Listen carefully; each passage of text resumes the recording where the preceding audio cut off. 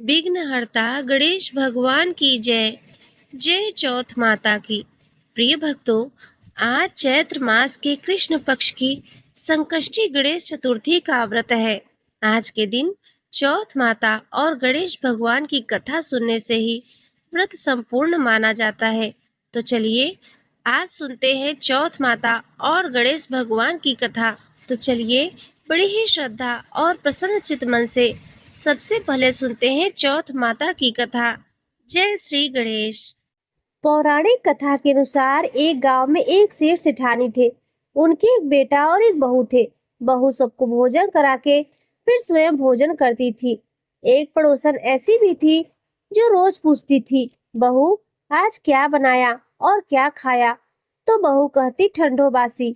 एक दिन उसके पति ने ऐसा सुनकर विचार किया कि आज तो पकवान बनाए जाएं, फिर देखें कि मेरी पत्नी क्या कहती है। उसने तरह तरह के पकवान बनवाए और घर के सभी लोगों ने एक साथ बैठकर भोजन किया। आज भी पड़ोसन ने पूछा तो बहू ने कहा कि ठंडो बासी। सेठ के लड़के ने सोचा हो ना हो कुछ बात अवश्य है जिससे कि मेरी पत्नी ऐसा कहती है। उसने पत्नी से पूछा, तुम रोज ठंडो बासी खाया ऐसा क्यों कहती हो, जबकि हम सब ने एक साथ बैठकर कई तरह के पकवान खाए। उसकी पत्नी बोली, जो हम खा रहे हैं वह बाप बूढ़ों की कमाई है। जिस दिन आप कमा कर लाओगे उस दिन मैं समझूंगी कि ताजा भोजन कर रहे हैं। अब एक दिन लड़के ने माँ से कहा, माँ मैं एक बड़े शहर में कमाई करने जा रहा हूँ। माँ बोली, बेटा अपने पास इतना धन है कि खाया नहीं खत्म होगा। माँ के मना करने पर भी बेटे ने स्वयं कमाने का दृढ़ निश्चय कर लिया और जाते समय पत्नी से कहा, मैं जब तक कमाकर बहुत सा धन लेकर ना आऊं तुम चूल्हे की आग बुझने मत देना। एक दिन चूल्हे की आग बुझ गई तो वह मन ही मन घबराने लगी, कहीं मेरे पति पर संकट तो नहीं आ पड़ा। जल्दी से पड़ोस में आग लाकर चूल्हे में रख दूं। ऐसा विचार करके पत्नी पड़ोस में गई। वहां पड़ोसन चौथ माता का व्रत और पूजन कर रही थी। पड़ोसन ने कहा, थोड़ी देर में आकर ले जाना। तो बहू ने पड़ोसन से पूछा कि आप यह व्रत क्यों करती हैं? इसे क्या मिलता है? पड़ोसन ने कहा, चौथ माता के इस व्रत को करने से अन्न और लक्ष्मी मिलती है और अपनी मनोकामनाएं पूर्ण होती है। अब बहू भी चौथ माता का व्रत करने लगी। दीवार पर उसने चौथ माता का चित्र बनाया। उस दिन घी और गुड़ का चूरमा बनाकर रात्रि को चंद्रमा को अर्घ देकर उसने भोजन किया। ऐसा करते करते बहुत दिन हो गए। चौथ माता ने उस बहू के पति को सपना दिया, साहूकार का बेटा तू जागे या सोवे, तेरी पत्नी तुझे बहुत याद कर रही है। घर जाकर उसकी चिंता मिटा दे। तू दुकान खोलकर कंकु केसर का पगलिया बनाकर बैठ जाना। आज तेरा हिसाब किताब हो जाएगा। अब तो चौथ माता ने जैसा कहा था वैसा ही हुआ। उसने घर जाने की तैयारी की और गाड़ी भर के धन दौलत लेकर चल दिया। रास्ते में एक बड़ा सा काला नाग फन फैलाए बैठा था और कहने लगा, आज तो मैं तुझे डसूंगा, छोड़ूंगा नहीं। आज तेरी आयु पूरी हो गई है। सेठ के लड़के ने कहा, आज चौथ माता ने मुझे सपना दिया है तो मैं अपनी पत्नी से मिलने जा रहा हूँ। वह मेरी पत्नी बहुत चिंता कर रही है। मैं उससे मिलकर जरूर आऊंगा, तब तुम मुझे डस लेना। नाग ने कहा, तुम शपथ पूर्वक कहकर जाओ तो मैं तुम्हें जाने दूंगा, परंतु लौट कर नहीं आए तो तुम्हारे घर आकर मैं तुम्हें डस लूंगा। इस प्रकार सांप को वचन देकर वह घर पहुंचा। वहां सभी से हंसी खुशी से मिला और भोजन करके उदास होकर बैठ गया। उसकी पत्नी ने उदास होने का कारण पूछा तो पति ने काले नाग वाली बात बताते हुए कहा, यदि मैं उसके पास नहीं जाऊंगा तो वह घर आकर ही मुझे डस लेगा। पत्नी बहुत चतुर थी। उसने कहा कि घबराओ नहीं, लेट जाओ, मैं एक उपाय करती हूँ। पत्नी ने कमरे की 7 पेड़ी धोई। पहली पेड़ी पर रेत, दूसरी पर इत्र, तीसरी पर गुलाल फूल, चौथी और कंकु केसर, पांचवी पर लड्डू पेड़ा, छठी पर गादी गलीचा और 7वीं पेड़ी पर दूध का कटोरा भरकर रख दिया। इस प्रकार 7 पेड़ी सजाकर बैठ गई। आधी रात होते ही नाग आकर पेड़ी चढ़ने लगा। पहली पेड़ी पर रेत में लौट गया और कहने लगा, सेठ की बहू ने आराम तो बहुत दिया है पर वचनों से बदकर आया हूँ। सो डसूंगा अवश्य ही। इस प्रकार सातों पीढ़ियों पर नाग आराम करता हुआ और कहता हुआ कि डसूंगा जरूर कमरे में जाने ही वाला था कि चौथ माता ने विचार किया कि मैं इसे नहीं बचाऊंगी तो संसार में धर्म कर्म और व्रत पूजन को कौन मानेगा। अब तो गणेश जी, चंद्रमा जी और चौथ माता ने उसे बचाने का विचार किया। चंद्रमा ने उजाला किया, चौथ माता ढाल बनी और गणेश जी ने तलवार लेकर नाग को मार दिया और ढाल से ढक दिया। अब बहू भी थकी हारी सो गई। दिन निकला तो लोग बेटे से मिलने आए, परंतु बेटा बहू तो उठे ही नहीं थे। बहुत देर हो गई तो माँ उन्हें उठाने गई। माँ ने सातों पीढ़ियों पर जो कुछ देखा तो वह बहुत ही घबराई और बेटा बहू को आवाज लगाई। बेटा बहू उठे तो देखा कि एक ढाल तलवार वहां पड़ी है। अब ढाल उठाई तो वही काला नाग मरा हुआ पड़ा था। बेटा बहू ने सोचा कि आज तो धर्म कर्म ही आड़े आए हैं, जो भगवान गणेश जी और चौथ माता ने मेरी रक्षा की है। हे चौथ माता, आपने जैसी सेठ के बहू की रक्षा की वैसे ही सबकी रक्षा करना। बोलो चौथ माता की जय। एक बार पार्वती जी ने पूछा कि हे गणेश जी, चैत्र कृष्ण चतुर्थी को गणेश जी की पूजा कैसे करनी चाहिए? इस दिन भोजन क्या करना चाहिए? चैत्र मास के गणपति देवता का क्या नाम है? उनके पूजन आदि का क्या विधान है? सो आप मुझसे कहिए। गणेश जी ने कहा, हे महादेवी, चैत्र कृष्ण चतुर्थी के दिन विकट नामक गणेश जी की पूजा करनी चाहिए। दिन भर व्रत रखकर रात्रि में षोडशोपचार से पूजन करना चाहिए। ब्राह्मण भोजन के बाद स्वयं व्रती को इस दिन पंचगव्य अर्थात गौ का गोबर, मूत्र, दूध, दही और घी मिलाकर इसे पीकर रहना चाहिए। यह व्रत संकट नाशक है। इस दिन शुद्ध घी के साथ भिजौरे नींबू का हवन करने से बाज स्त्रियां भी पुत्रवती होती हैं। हे शैलपुत्री, इसका इतिहास बहुत विचित्र है। मैं उसे कहता हूँ। इसके स्मरण मात्र से ही मनुष्य को सिद्धि मिलती है। प्राचीन काल में सतयुग में मकरध्वज नामक एक राजा हुए। वे प्रजा पालन के प्रेमी थे। उनके राज्य में कोई निर्धन नहीं था। चारों वर्ण ब्राह्मण, क्षत्रिय, वैश्य और शूद्र अपने अपने धर्मों का पालन करते थे। प्रजा को चोर डाकुओं आदि का भय नहीं था। प्रजा स्वस्थ रहती थी। सभी लोग उदार, सुंदर, बुद्धिमान, दानी और धार्मिक थे। इतना सुंदर राज्य शासन होते हुए भी राजा को पुत्र की प्राप्ति नहीं हुई। इसके बाद महर्षि याज्ञवल्क्य कृपा से उन्हें कालांतर में एक पुत्र की प्राप्ति हुई। राज्यभार का अपने मंत्री धर्मपाल को सौंपकर विविध प्रकार के खेल खिलौने से अपने राजकुमार का पालन पोषण करने लगे।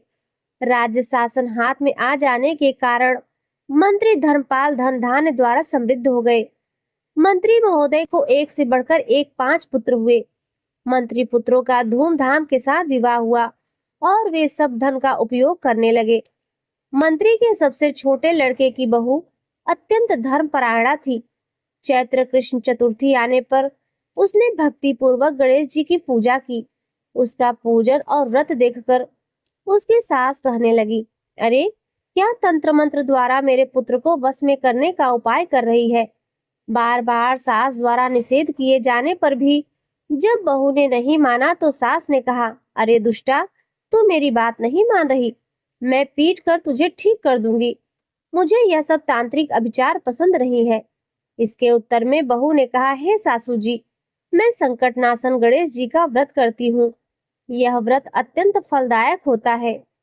अपनी बहू की बात सुनकर उसने अपने पुत्र से कहा, हे पुत्र, तुम्हारी बहू जादू टोने पर उतारू हो गई है। मेरे कई बार मना करने पर भी वह दुराग्रह मेरी बात नहीं मानती। इस दुष्टा को मार पीट कर ठीक कर दो। मैं गणेश को नहीं जानती, यह कौन है और इनका व्रत कैसे होता है। हम लोग तो राजकुल के मनुष्य हैं, फिर हम लोगों की किस विपत्ति को यह नष्ट करेंगे। माता की प्रेरणा से उसने बहू को मारा और पीटा। इतनी पीड़ा सहकर भी उसने व्रत किया।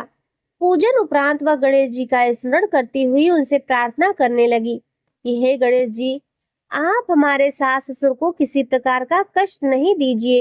हे गणेश्वर, जिससे उनके मन में आपके प्रति भक्ति भाव जागृत हो। विभु विश्वात्मा गणेश जी ने सबके देखते ही देखते राजकुमार का अपहरण करके मंत्री धर्मपाल के महल में उसे छिपा कर रख दिया। बाद में उसके वस्त्र आभूषण आदि उतार कर राजमहल में फेंक दिया और स्वयं अंतर ध्यान हो गए। इधर राजा ने अपने पुत्र को शीघ्रता से पुकारा, परंतु कोई प्रत्युत्तर नहीं मिला। फिर उन्होंने मंत्री के महल में जाकर पूछा कि मेरा राजकुमार कहाँ चला गया। महल में उसके सभी वस्त्र आभूषण तो है, लेकिन राजकुमार कहाँ चला गया? किसने ऐसा निंदनीय कार्य किया है? हाय, मेरा राजकुमार कहाँ गया? राजा की बात सुनकर मंत्री ने उत्तर दिया, हे राजन, आपका चंचल पुत्र कहाँ चला गया, इसका पता मुझे नहीं है। मैं अभी गांव, नगर, बाग, बगीचे आदि सभी स्थानों में खोज कराता हूँ। इसके बाद राजा अपने सभी नौकरों, सेवकों आदि से कहने लगे, हे अंगरक्षकों, मंत्रियों, मेरे पुत्र का पता शीघ्र ही लगाओ। राजा का आदेश पाकर दूत लोग सभी स्थानों में खोज करने लगे। जब कहीं भी पता ना लगा तो आकर राजा से डरते डरते निवेदन किया कि महाराज, अपहरणकारियों का कहीं सुराग न मिला। राजकुमार को आते जाते किसी ने नहीं देखा। उनकी बातों को सुनकर राजा ने मंत्री को बुलवाया।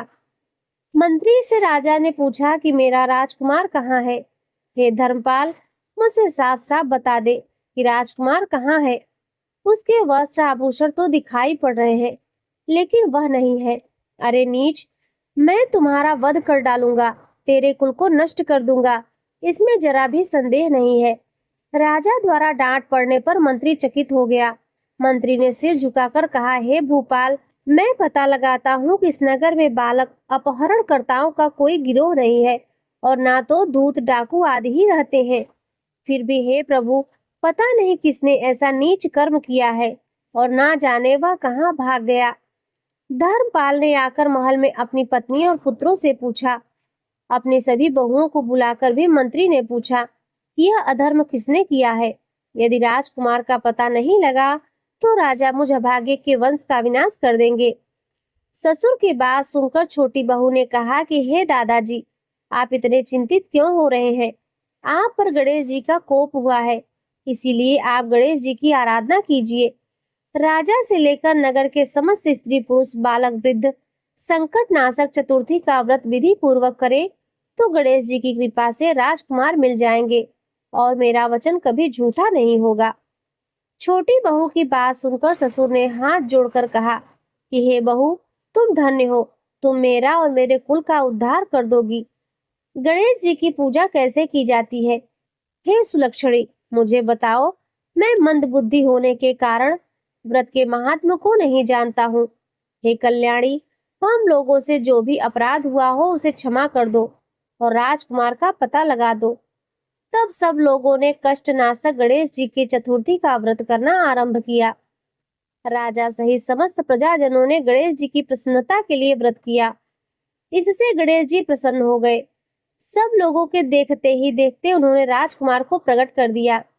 राजकुमार को देखकर नगरवासी आश्चर्य में पड़ गए। सब लोग बहुत प्रसन्न हुए और राजा के हर्ष की तो सीमा ही नहीं रही। सब लोग कह उठे, गणेश जी धन्य है, और साथ ही साथ मंत्री की छोटी पुत्रवधू भी धन्य है, जिसकी कृपा से मेरा पुत्र यमराज के यहाँ जाकर भी लौट आया। अतः सब लोग इस संतानदायक व्रत को निरंतर विधि पूर्वक करते रहे। श्री कृष्ण ने कहा, हे राजन, युधिष्ठिर, त्रैलोक में इससे बढ़कर कोई दूसरा व्रत नहीं है। हे कुरुकुल दीपक, आप भी अपने विविध क्लेशों के शमनार्थ इस व्रत को अवश्य कीजिए। श्री कृष्ण जी के मुख से इस कथा को विस्तार पूर्वक सुनकर युधिष्ठिर ने बड़े ही भक्ति भाव से चैत्र कृष्ण चतुर्थी का व्रत किया और गणपति भगवान की कृपा से अपने खोए हुए राज्य को पुनः प्राप्त कर लिया। इस प्रकार चैत्र संकष्टी गणेश चतुर्थी की व्रत कथा संपूर्ण हुई। तो प्रेम से बोलिए, विघ्नहर्ता गणेश भगवान की जय। प्रिय भक्तों, अब आइए सकट चौथ माता की एक और कथा सुनते हैं। एक बार की बात है, किसी नगर में एक कुम्हार रहता था। वह मिट्टी के बर्तन पकाता था। एक बार जब उसने बर्तन बनाकर आवा बर्तन पकाने की भट्टी में लगाया तो आवा नहीं पका। हार कर वह राजा के पास जाकर प्रार्थना करने लगा कि महाराज, पता नहीं क्या बात है, आवा पक ही नहीं रहा है। राजा ने पुरोहितों को बुलाकर इसका कारण पूछा। तो राज पंडित जी ने कहा कि हर बार आवा लगाते समय एक बच्चे की बलि देने से आवा पक जाएगा। अब तो राजा का आदेश हो गया और बलि आरंभ हुई। जिस परिवार की बारी होती वह परिवार अपने बच्चों में से एक बच्चा बलि के लिए भेज देता।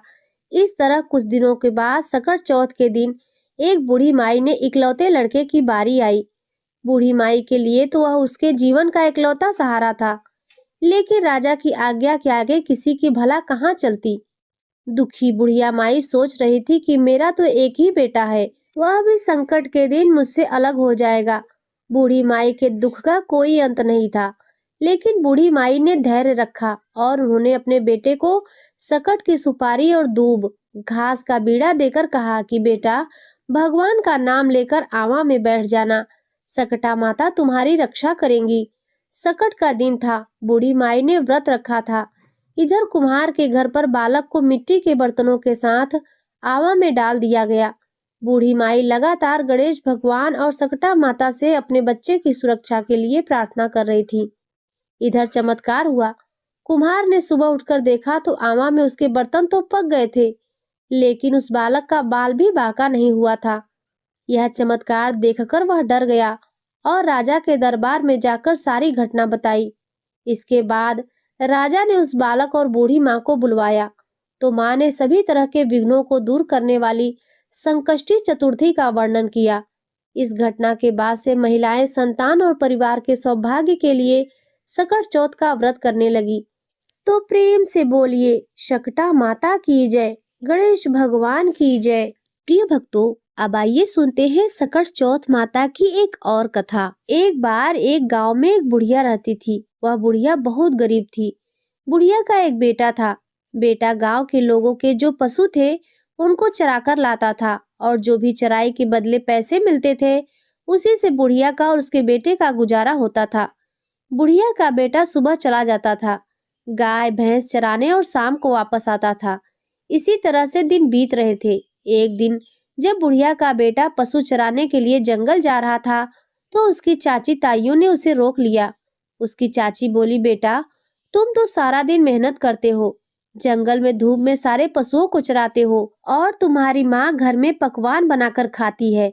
अब लड़का बोला, मैं ऐसे तो यकीन नहीं करूंगा, मेरी माँ तो ऐसा कर ही नहीं सकती। उसकी चाची ताई कहती है, कोई बात नहीं, अगर तुझे यकीन नहीं आ रहा तो आज तू अपने घर थोड़ी देर पहले चला जा, फिर तुझे अपनी आंखों से ही दिखाई दे जाएगा। अब लड़के ने सोचा, चलो ठीक है, देखने में क्या बुराई है। उस दिन वह थोड़ी जल्दी घर आ जाता है। उस दिन सकट चौथ का व्रत था। बुढ़िया माई ने अपने बेटे के लिए सकट चौथ का व्रत रखा था और वह तिलकुट बना रही थी। जैसे ही बेटे ने देखा तो माँ तो तिल के लड्डू बना रही है। उसने सोचा, मेरी चाची ताई तो ठीक कह रही थी, मैं सारा दिन बाहर मेहनत करता हूँ और माँ यहाँ पकवान बनाकर खाती है, मेरे लिए रखना तो दूर मुझे बताती भी नहीं है। लड़का बोला, माँ, मैं तो घर छोड़कर जाऊंगा। बुढ़िया बोली, बेटा, क्या बात हो गई? वह बोला, नहीं माँ, मैं तो सारा दिन मेहनत करूं और तू पकवान बनाकर खाए, ना मेरे लिए रखे और ना मुझे बताए, मैं तो घर छोड़कर जाऊंगा। अब बुढ़िया समझ गई कि इसके कान भरे गए हैं, इसे सिखाया पढ़ाया गया है, यही नहीं मानेगा। बुढ़िया बोली, ठीक है बेटा, अगर तू घर छोड़कर जा रहा है तो ये ले, तिल के दाने ले जा। मैं तो सकट चौथ का व्रत किया था, तेरे लिए ही व्रत करती हूँ, फिर भी तुझे यकीन नहीं है तो तू ये तिल के दाने ले जा। जहाँ भी तुझे मुसीबत आए, जहाँ भी कष्ट आए, वहाँ ये तिल के दाने बिखेर कर बैठ जाना। अगर मैं तेरे लिए व्रत करती हूँ तो मुसीबत टल जाएगी और नहीं तो फिर मैं झूठी साबित हो जाऊंगी। लड़का तिल के दाने लेकर घर से निकल गया और जंगल में चला गया। जंगल में जाने लगा तो सामने दो शेर खड़े थे। शेर देखकर डर गया और सोचने लगा, ये तो मुझे मार खा जाएगा। अब मुसीबत में माँ की याद आई। मुसीबत में माँ की याद सबको आती है। माँ की याद आते ही उसे तिल के याद आ गए। वह तिल बिखेर कर बैठ गया और बोला, हे सकट चौथ माता, अगर मेरी माँ मेरे नाम पर व्रत करती है तो ये शेर गाय बन जाए और रास्ता छोड़ दे, नहीं तो आज मेरा मरना तय है। सकट चौथ माता की कृपा से दोनों शेर गाय बन गए और पूंछ हिलाते हुए चले गए। आगे चला तो देखा एक सांप सामने खड़ा है। उसने सोचा, यह तो मुझे डसेगा जरूर। वह फिर से तिल के दाने बिखेर कर बैठ गया और बोला, हे सकट माता, अगर मेरी माँ मेरे नाम का व्रत करती है तो यह सांप रस्सी बन जाए। सांप तुरंत रस्सी बन गया और वहां से निकल गया। आगे गया तो बहुत भारी नदी उफान मारती हुई आ रही थी। उसने सोचा, नदी पार करूंगा तो डूब जाऊंगा, नहीं करूंगा तो जंगली जानवर खा जाएंगे। उसने फिर तिल बिखेरे और बोला, माता, अगर माँ सच्चा व्रत करती है तो यह नदी दो भागों में बट जाए और बीच में रास्ता बन जाए। माता की कृपा से नदी दो भागों में बट गई और वह सुरक्षित दूसरी नगरी में पहुंच गया। वहां उसने देखा एक बुढ़िया बैठी पूड़े बना रही है और रो भी रही थी। उसने पूछा, मैया, सुख और दुख एक साथ कैसे? पूड़े बना रही हो मतलब खुश हो और रो रही हो मतलब दुखी हो। बुढ़िया बोली, बेटा, पूड़े इसलिए बना रही हूँ क्योंकि आज मेरे बेटे का आखिरी दिन है। सोच रही हूँ उसे कुछ अच्छा खिला दूं। और रो इसलिए रही हूँ क्योंकि इस नगरी में हर छठे महीने आवा पकता है और उसमें एक इंसान को बिठाया जाता है। आज मेरे बेटे की बारी है और मेरा एक ही सहारा है। लड़का बोला, मैया, तू ये पूड़े मुझे खिला दे, तेरे बेटे के बदले मैं चला जाऊंगा। वह पूड़े खाकर सो गया। रात को राजा के सिपाही आए। बुढ़िया रोती रही पर पराये पुत को कैसे जगाए। लेकिन आवाज सुनकर लड़का जाग गया और आवा में जाकर बैठ गया। वहां उसने तिल बिखेरे और प्रार्थना की, माता, यदि माँ सच्चा व्रत करती हो तो मैं अग्नि में नहीं जलूंगा। जहां आवा 6 महीने में पकता था, माता की कृपा से वह तीसरे दिन ही पक गया। जब मटके उतारने लगे तो अंदर से लड़के की आवाज आई, भाई, धीरे धीरे। सब डर गए। राजा ने तलवार निकालकर पूछा, कौन है, भूत या पिशाच? लड़का बाहर निकला और बोला, महाराज, मैं तो एक बुढ़िया का बेटा हूँ। मेरी माँ मेरे लिए सकट चौथ का व्रत करती है, उसी की कृपा से मैं जीवित हूँ। राजा ने अपनी बेटी की शादी उसके साथ कर दी। महल में रहते हुए एक दिन लड़के ने आसमान में बादल देखे और कहा, मेरे गांव की तरफ बादल है, लगता है वहां बारिश होगी। राजकुमारी बोली, आपका गांव भी है? चलिए, हम अपने गांव चलते हैं। राजा ने बहुत सारा धन देकर उन्हें विदा किया। गांव पहुंचने पर पता चला कि माँ बेटे के गम में रो रो कर अंधी हो गई है। जब माँ को पता चला कि बेटा आया है तो उसने बेटे को गले लगा लिया और सकट माता की कृपा से उसकी आंखों की रोशनी भी वापस आ गई। माँ ने उसे माफ कर दिया और सब खुशी खुशी रहने लगे। राजा ने पूरे नगर में ढिढोरा पिटवा दिया कि सभी माताएं अपनी संतान के लिए सकट चौथ का व्रत रखें।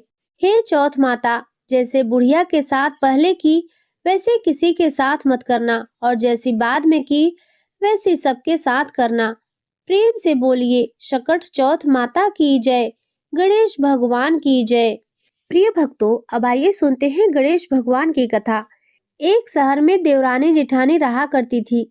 देवरानी गणेश भगवान की बड़ी भक्त थी और वह नियमित पूजा पाठ करती थी। देवरानी का पति जंगल से लकड़ियां काटकर बेचा करता और अक्सर बीमार रहता था। देवरानी गरीब थी और जेठानी बहुत अमीर। देवरानी अपनी जेठानी के घर का सारा काम करती और बदले में जेठानी उसे बचा हुआ खाना, पुराने कपड़े आदि दे दिया करती थी। माघ का महीना आया और चतुर्थी तिथि पर देवरानी ने सकट चौथ का व्रत रखा और कथा सुनी और तिलकुटा को एक डलिया में रख दिया और सोचा कि रात को चंद्रमा निकलने के बाद ही कुछ खाऊंगी। वह जेठानी के यहाँ काम करने चली गई। जेठानी के यहाँ जब भोजन बना तो जेठानी के बच्चे और जेठ जी ने कहा कि जब चंद्रमा निकलेगा तभी हम भोजन करेंगे। देवरानी ने कहा कि मुझे घर जाना है, मुझे खाना दे दो। तब जेठानी ने कहा, अभी किसी ने भोजन नहीं किया, तुम सवेरे ही बचा हुआ खाना ले जाना। देवरानी उदास होकर चली गई। घर पर बच्चे भूख से रोने लगे। यह देखकर देवरानी के पति को गुस्सा आया और उसने अपने पत्नी को कपड़े धोने वाले डंडे से पीटना शुरू कर दिया। वह बेचारी गणेश जी की याद करती हुई रोते रोते पानी पीकर सो गई। रात को गणेश जी देवरानी के सपने में आए और कहने लगे, धोवन मारी पाटे मारी, सो रही है या जाग रही है? वह बोली, कुछ सो रहे हैं, कुछ जाग रहे हैं। गणेश जी बोले, भूख लगी है, खाने के लिए दे दो। वह बोली, मेरे घर में तो अन्न का दाना भी नहीं है। पूजा का बचा हुआ तिलकुटा डलिया में पड़ा है वह खा लो। गणेश जी ने तिलकुटा खाया और फिर बोले, अब शौच करना है कहाँ करे?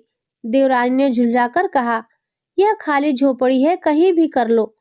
फिर गणेश जी ने पूछा, पोछूं कहाँ? देवरानी बोली, मेरे सिर पर पोछ लो। सुबह जब देवरानी उठी तो हैरान रह गई। उसका पूरा घर हीरे मोतियों से जगमगा रहा था। सिर पर जहाँ विनायक जी पोंछ कर गए थे वहाँ हीरे के टीके और बिंदी जगमगा रहे थे। जब जेठानी को यह पता चला तो उसने भी लालच में आकर वैसा ही किया। उसने अपने पति से खुद को पिटवाया और ढेर सारा घी डालकर चूरमा बनाया। रात को गणेश जी उसके सपने में आए। जेठानी ने उन्हें चूरमा खिलाया।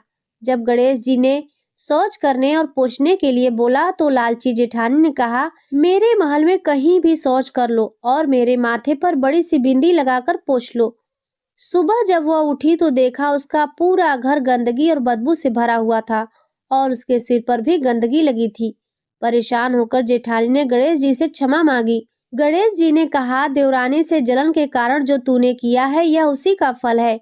अब तू अपने धन में से आधा उसे देगी, तभी यह साफ होगा। जेठानी ने आधा धन बांटने की बात मान ली, लेकिन एक मोहरों की हांडी चूल्हे के नीचे छिपा दी। गणेश जी ने उसका भी बंटवारा करवाया। तब कहीं जाकर जेठानी के घर की गंदगी साफ हुई। हे गणेश जी महाराज, जैसे आपने देवरानी पर कृपा की वैसे ही सभी पर करना। कहानी कहने वाले, सुनने वाले और हुकारा भरने वाले सभी पर अपनी कृपा बनाए रखना। तो प्रेम से बोलिए गणेश भगवान की जय, चौथ माता की जय। एक समय की बात है कि श्री विष्णु भगवान का विवाह देवी लक्ष्मी जी के साथ निश्चित हो गया। विवाह की तैयारियां होने लगी। सभी देवताओं को निमंत्रण भेजे गए, परंतु गणेश जी को अलग से निमंत्रण नहीं दिया गया। कारण जो भी रहा हो, अब भगवान विष्णु की बारात जाने का समय आ गया। सभी देवतागण अपनी अपनी पत्नियों के साथ विवाह समारोह में आए। उन सब ने देखा कि गणेश जी कहीं दिखाई नहीं दे रहे हैं।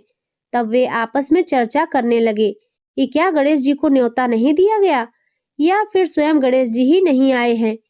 सभी को इस बात पर आश्चर्य होने लगा। तभी सबने विचार किया कि क्यों ना श्री विष्णु भगवान से ही इसका कारण पूछा जाए। विष्णु भगवान से पूछने पर उन्होंने कहा कि हमने गणेश जी के पिता भोलेनाथ महादेव जी को न्योता भेज दिया है। यदि गणेश जी अपने पिता के साथ आना चाहते तो आ जाते। अलग से न्योता देने की कोई भी आवश्यकता नहीं थी।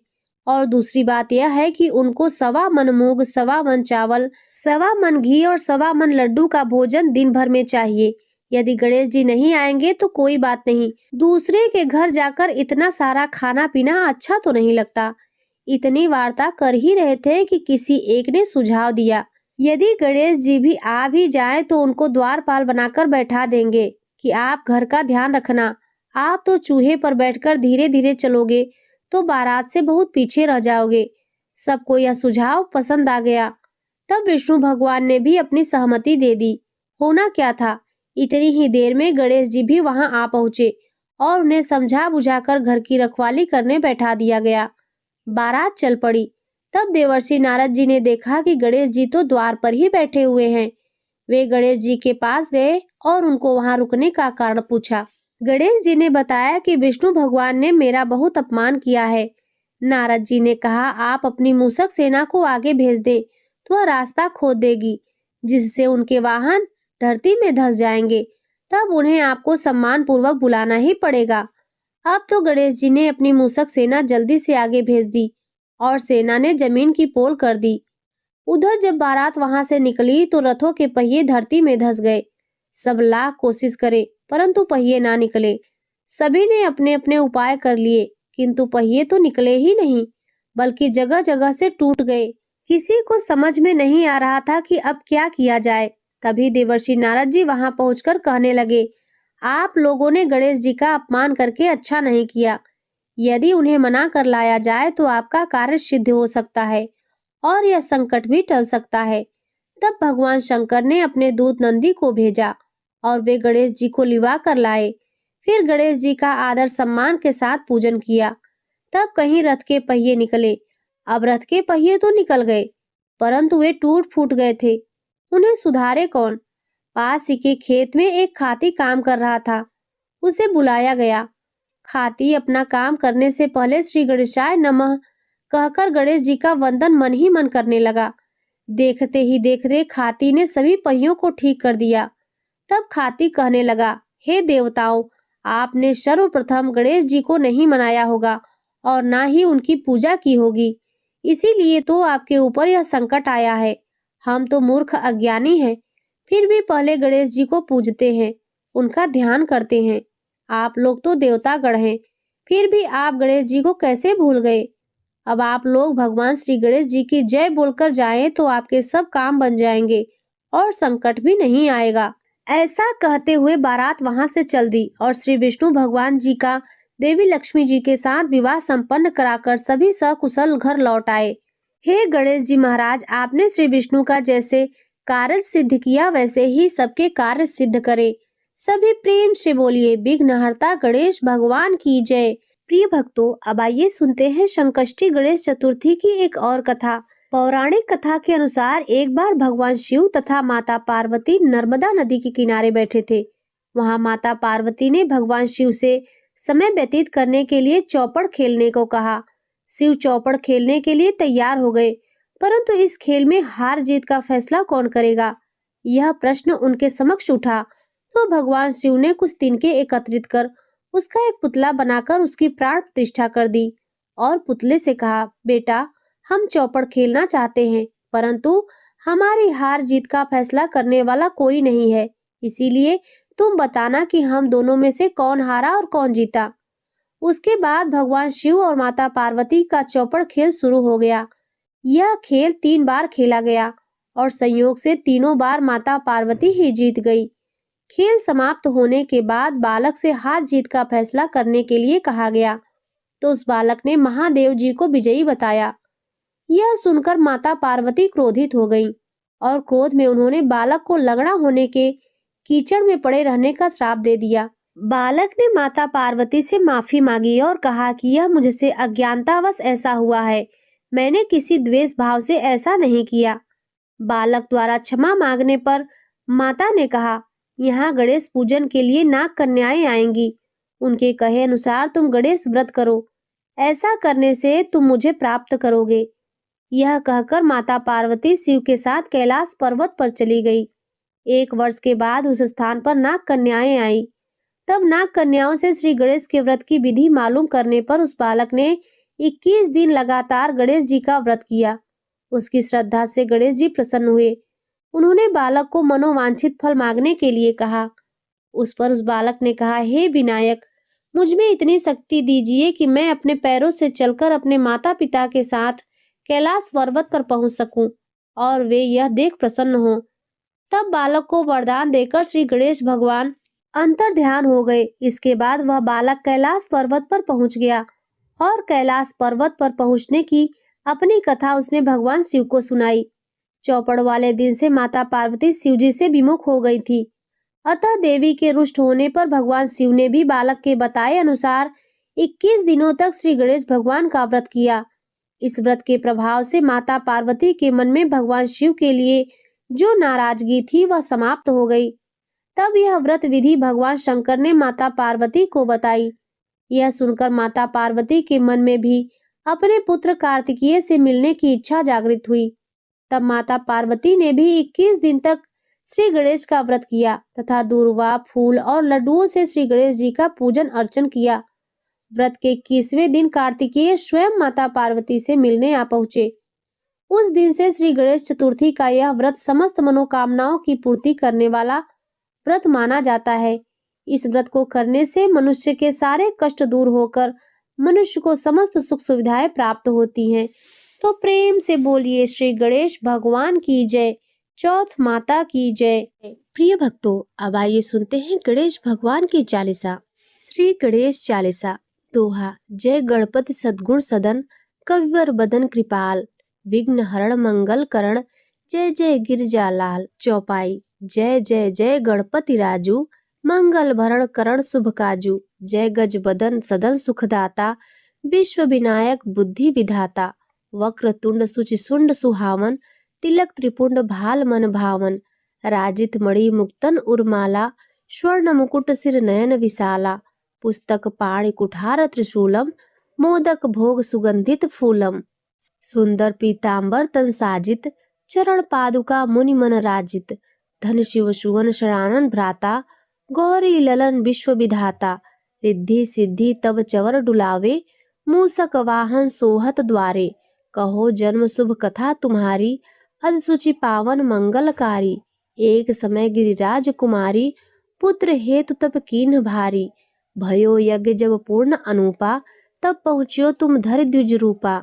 अतिथि जानि के कौरि सुखारी, बहुविधि सेवा करी तुम्हारी। अति प्रसन्न है तुम वर दीन्हा, मातु पुत्र हित तो तप कीन्हा। मिलहि पुत्र तुहि बुद्धि विशाला, बिना गर्भ धारण यही काला। गणनायक गुण ज्ञान निधाना, पूजित प्रथम रूप भगवाना। अस कहि अंतर ध्यान रूप है, पलना पर बालक स्वरूप है। बन शिशु रुदन जबहि तुम ठाना, लखि मुख सुख नहीं गौरी समाना। सकल मगन सुख मंगल गावहीं, नभते सुरन सुमन वरसावहीं। शंभु उमा बहुदान लुटावहीं, सुर मुनि जन सुत देखन आवहीं। लखि अति आनंद मंगल साजा, देखन भी आए सनि राजा। निज अवगुण गुनी सनि मन माही, बालक देखन चाहत नाही। गिरजा कछु मन भेद बढ़ायो, उत्सव मोर न सनि तुहि भायो। कहन लगे सनि मन सकुचाई, का करिहों शिशु मोहि दिखाई। नहीं विश्वास उमा कर भयहूँ, सनि सो बालक देखऊँ कहूँ। पड़तहि शनि दृग कोण प्रकाशा, बालक सिर उड़ गयो आकाशा। गिरजा गिरि विक्वल है धरणी, सो दुख दशा गयो नहीं वरणी। हाहाकार मच्यो कैलासा, सन कीन्यो लखि सुत को नासा। तुरत गरुड़ चढ़ विष्णु सिधाए, काट चक्र सो गज सिर लाए। बालक के धड़ ऊपर धारियो, प्राण मंत्र पढ़ शंकर डारियो। नाम गणेश शंभु तब कीन्हे, प्रथम पूज्य बुद्धि निधि वर दीन्हे। बुद्धि परीक्षा जब शिव कीन्हा, पृथ्वी की प्रदक्षिणा लीन्हा। चले शरानन भरमि भुलाई, रचि बैठ तुम बुद्धि उपाई। चरण मातु पितु के धर लीन्हे, तिनके साथ प्रदक्षिणे कीन्हे। धनि गणेश कहि शिव ही हरसे, नभते सुरन सुमन बहु बरसे। तुम्हारी महिमा बुद्धि बढ़ाई, शेष सहस मुख सकै न गाई। मैं मतिहीन मलिन दुखारी, करहूँ कौन विधि विनय तुम्हारी। भजत राम सुंदर प्रभु दासा, लख प्रयाग करा दुर्वासा।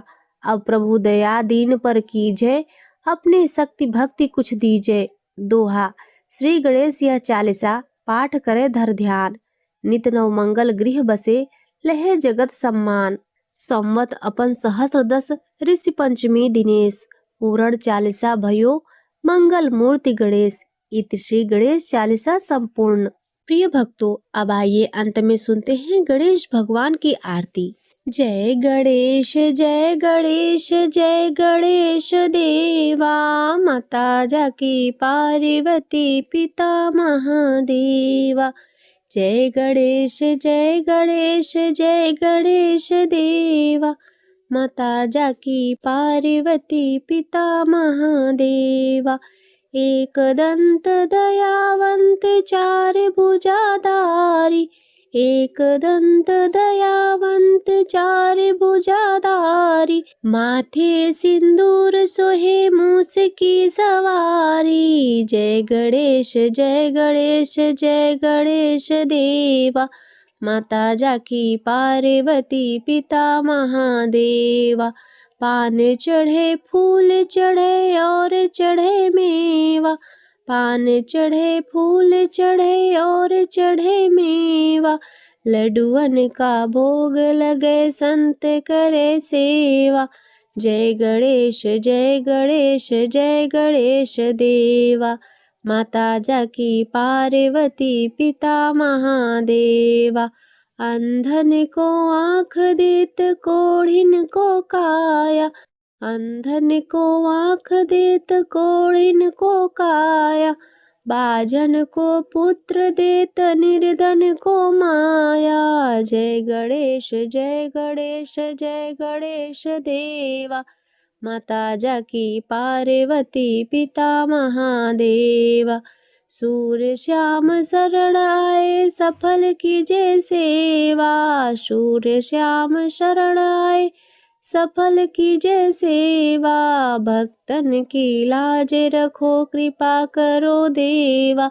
जय गणेश जय गणेश जय गणेश देवा। माता जाकी पार्वती पिता महादेवा, दीनन की लाज रखो शंभु सुतवारी, दीनन की लाज रखो शंभु सुतवारी। कामना को पूरा करो जग बलिहारी। जय गणेश जय गणेश जय गणेश देवा। माता जाकी पार्वती पिता महादेवा। तो प्रेम से बोलिए गणेश भगवान की जय।